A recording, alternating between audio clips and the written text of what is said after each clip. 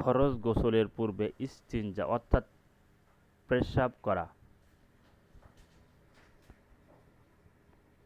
শুরুতে বিসমিল্লাহির রহমানির রহিম পড়া। ৩. পৃথকভাবে উভয় হাত কবজি সহ ধোয়া। বুখারী শরীফ ২৪৮।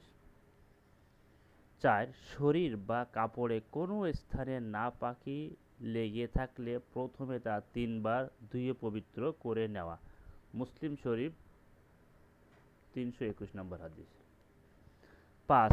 নাপাকি লেগে থাকলে বা না লেগে থাকলে সব অবস্থায় গুপ্তাঙ্গ ধৌত করা, এরপর উভয় হাত ভালোভাবে ধুয়ে নেওয়া। বুখারী ২৪৯। ৬. সুন্নত তরিকায় পূর্ণ উযু করা, তবে গোসলের স্থানে পানি জমা থাকলে গোসল শেষ করে পা ধৌত করবে।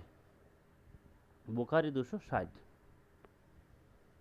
৭. প্রথমে মাথায় পানি ঢালা।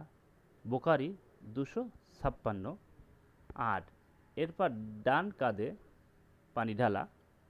বুখারী ২৫৪। ৯. এরপর বাম কাঁধে পানি দেওয়া। বুখারী ২৫৪। ১০. এরপর অবশিষ্ট শরীর ভিজানো। বুখারী ২৭৪। ১১. সমস্ত শরীর এমনভাবে ৩ বার পানি পৌঁছানো যেন একটি পশমের গোড়াও শুকনো না থাকে। আবু দাউদ ২৪৯। ১২. সমস্ত শরীর হাত দ্বারা ঘষে মেজে ধৌত করা।